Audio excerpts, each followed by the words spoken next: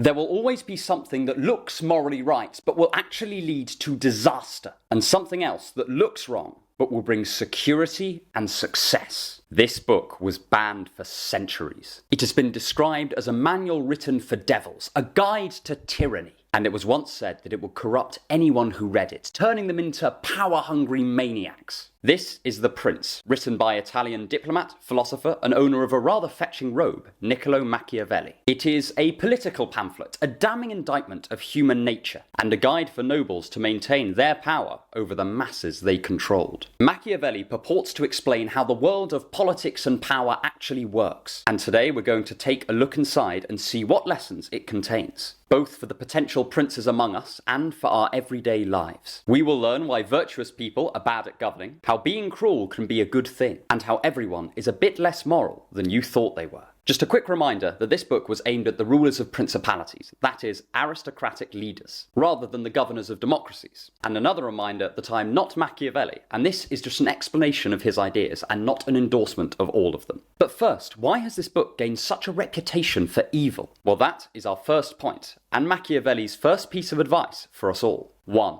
The Fall of Idealism. The moralistic fallacy is an irrational pattern in human thought, where we assume the world is a certain way because we think that it really ought to be. If you've ever caught yourself being shocked at a human behaviour because it's just so wrong, then you have fallen victim to this fallacy. According to Machiavelli, the truth is that people do awful, devious, and dastardly things all the time, and he is here to remove our blindfolds and have us see the real world in all its grisly glory, or at least what he takes the real world to be. Prior to Machiavelli, a lot had been written on the subject of governing, but much of it was by philosophers on how to be a moral ruler or how to be a good citizen. Take Aristotle's Politics, for example. It is largely concerned with questions of virtuous governance, or citizenry duties, and how to run a state to promote human flourishing. But Machiavelli was having none of this. The Prince is aimed at helping rulers do one thing: gain and hold on to power. For Machiavelli, there was a central problem with all of this moral theorizing about how to be a virtuous governor. People, for the most part, are simply not virtuous. He is not judging them, he's just stating what he sees as a bare fact about the world. According to Machiavelli, people are by their very nature disloyal, out for their own advantage, and will do whatever immoral or amoral acts that they see fit in the moment, justifying them later with twisted ethical reasoning.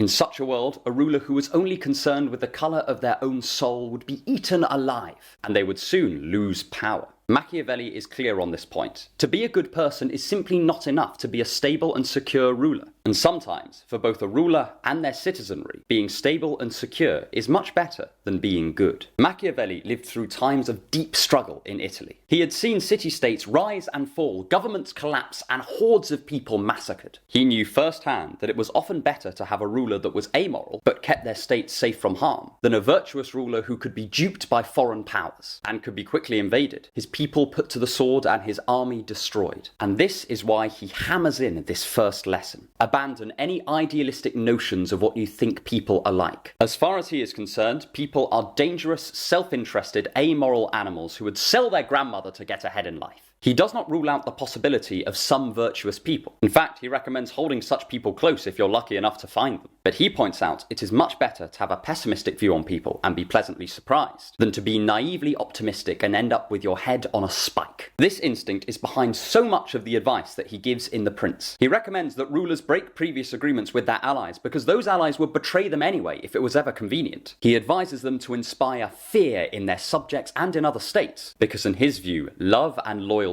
are fleeting, whereas terror sticks in a man's heart and keeps him reliable when times are tough. He says that one should care more about looking good than being good because that's all anyone else is doing anyway. And this is part of what has earned Machiavelli a reputation as a disloyal schemer. Someone willing to do anything necessary to get what they want, not caring about honesty or morality or anyone who gets hurt in the process. There is definitely some truth to this. Machiavelli recommends some really shady behaviours, but it is important to recognise why he does this. In his view, politics is a dirty business, and if you're so concerned with being virtuous that you cannot make the ugly decisions a leader needs to make to stay in power, then you will just be replaced by another ruler, and probably someone who is much worse than you, in the grim and grisly world of Renaissance Italy. It is kill or be killed. Now, I have a slightly more optimistic view on human nature than Machiavelli does, but nonetheless, there is a grain of truth in what Machiavelli says. Wherever we are, there are going to be people willing to do whatever it takes to get their own way. And being aware of this fact means we'll be prepared to deal with these people with the required severity. We may not have to hang anyone from the city walls, but we might be in a situation where we have to suspend our normal morality for the greater good. I will leave it up to you to decide just how often these situations arise, and when we are justified in abandoning morality for expediency. But while you're chewing on that ethical conundrum, let's return to what Machiavelli respects in a ruler. And there is one thing that stands out above all else. If you want more on philosophy and the art of learning, subscribe to my email list or my Patreon. The links are in the description.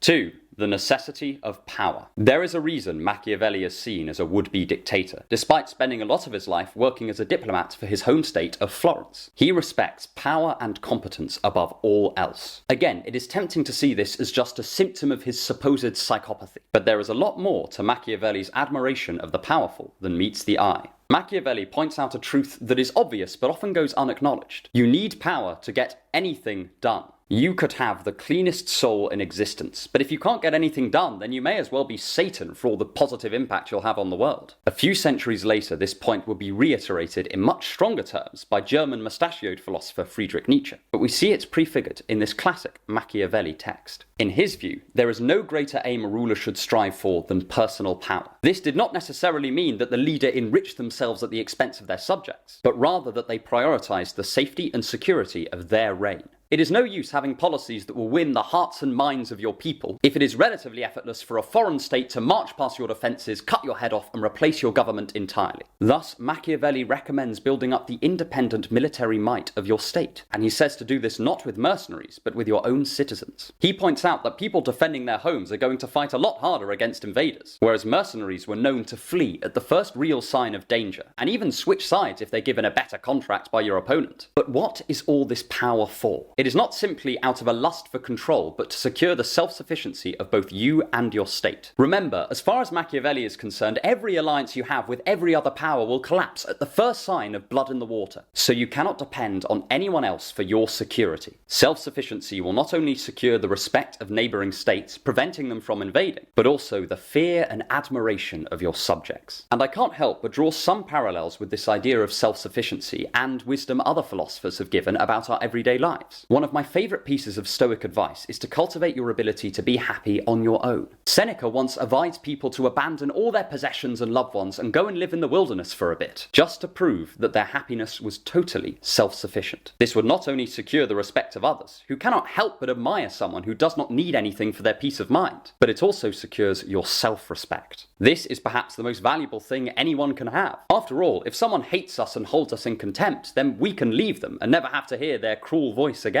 But if we don't respect ourselves, then there'll always be someone screaming in our ear that we are worthless. So, whether you are a Renaissance prince or at the tail end of Generation Z, Machiavelli advises us all to secure our independence from outside forces, be this through external power or internal mastery. But perhaps the most controversial of Machiavelli's bits of advice is that a ruler should sometimes be cruel or brutal for the good of their reign. And this is just what we will explore next. 3. The kindness of cruelty. What do you picture when you think of a cruel ruler? Do you imagine a dictator ruthlessly plundering the property of his own people to add to his personal coffers? Do you think of endless atrocities and the extended exploitation of a subjugated class? Well, for Machiavelli, properly applied cruelty is neither of those things, but instead it is the careful management of your subjects' fear. As we have already discussed, Machiavelli has no faith for people to be reliable out of love or gratitude. For him, gratitude is quickly forgotten and love is pushed to the side the minute it is inconvenient to hold. For him, it is fear, and specifically the fear of punishment, that keeps people in line, even when times are tough. And it is that fear that stops a state from devolving into chaos. Because of his deeply pessimistic view of human nature, Machiavelli thinks that people are often inclined to violence, both against their ruler and against one another, unless they are kept fearful by the power of their sovereign. This means that, paradoxically, sometimes the kindest thing to do is to be cruel, and sometimes the cruelest thing to do is to show excessive compassion without any thought for the consequences. Compare two new rulers to a city-state. The first immediately puts to death any rebels, any known criminals, and anyone that they reckon is going to cause them trouble in the future. They do this all in one fell swoop, and then get to work with the business of the city. In this case, Machiavelli says that order will be quickly secured, peace will reign in the city, and the ruler's power will be firmly established. The second ruler takes a different approach. They are very concerned with doing the right thing, and they immediately set to work pardoning everyone who had wronged them. They show clemency to the criminal syndicates in their city, and they refuse to make a great demonstration of their power and brutality for everyone to see. No doubt many people will see them as a kind and virtuous ruler, but Machiavelli disagrees. Machiavelli says that all the ruler is doing in this case is signing up themselves and their people for complete disaster. According to him, one of two things will now happen.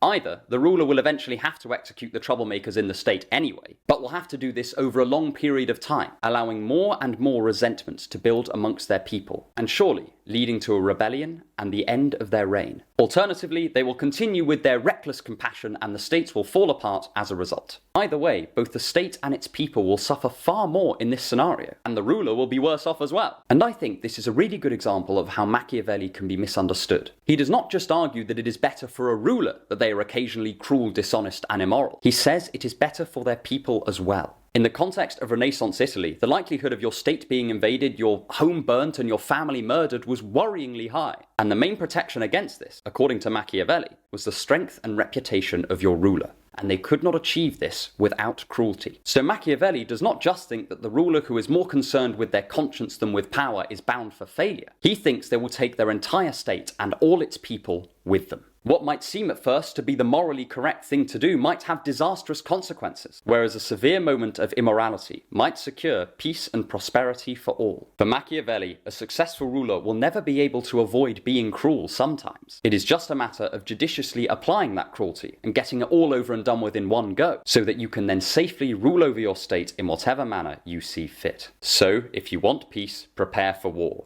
And if you want kindness, prepare to be cruel. I think it is an open question just how relevant this wisdom is for today, as it relies on Machiavelli's particular and deeply pessimistic view on human nature. But I will leave this incredibly important debate to the comment section. But what about when the state is secured? Then can we relax? According to Machiavelli, the answer is a definitive no. 4. The danger of complacency. Once a state is established and secure, Machiavelli thinks they have a reasonable chance of surviving in the medium to long term. If the immediate threats have been dealt with, the people are happy under your rule, and you have a strong citizen army, then 90% of the work is done for you. But there is one surefire way to destroy your burgeoning kingdom and end up with your head decorating the city walls. And that is to get complacent. For Machiavelli, the cardinal sin of an established ruler is to become too comfortable and to think that your position is not under threat. Once this attitude is adopted, everything is lost. This is because he thinks a state is never truly secure, but instead must constantly be on guard against 1,000 hungry dogs who are just waiting to tear it to pieces. There will be rival states who are eyeing up your lands with glee. There will be rivals within your own state who are constantly on the lookout for any weaknesses in your power that they might take your place as ruler. For Machiavelli, a leader is never completely safe, and if they get complacent, then it is just a few short steps until they and their city falls from grace. According to Machiavelli, humans are naturally inclined to think that whatever the current situation is will last for an eternity. So if at the moment things are going well, then it's very tempting to think that we have nothing to prepare for, and that we can just sit back, relax, and enjoy the fruits of our labour. But Machiavelli suggests a different approach. In his view, the easy times are there precisely so we can prepare for the next set of hard times. It may not immediately seem like a good idea to use periods of prosperity to invest in your citizen army, or to secure your military and financial dependence from your allies, but you will be thankful for it when the good times are over, and the invading force pulls up to see that your city walls are 15 feet higher than they used to be. And we see this piece of wisdom reflected on a smaller scale in some of the works of existentialist philosophers like Schopenhauer. For him, suffering was borderline inevitable, and if there was a break in the hardship, this was not a sign for us to fool ourselves into thinking that the difficult times were over, but rather an opportunity to fortify our spirits so we are prepared when the next wave of suffering appears on the horizon. For Schopenhauer, this meant a particular kind of mastery over the human will, but we don't need to adopt this aspect of his philosophy for the general idea to ring true. It is tempting to treat pain as a deviation from the norm, and to see happiness as the default human setting. But if anything, it seems like the complete opposite. Safety, security, and happiness are hard to come by, and we will give them up entirely if we think, even for a moment, that the challenges of life are over. Or at least, that's how Machiavelli saw it. But there is one enormous asterisk hanging over Machiavelli's philosophy, and I think it is an important caveat to consider before we start going out into the world with his handbook in our pockets. 5.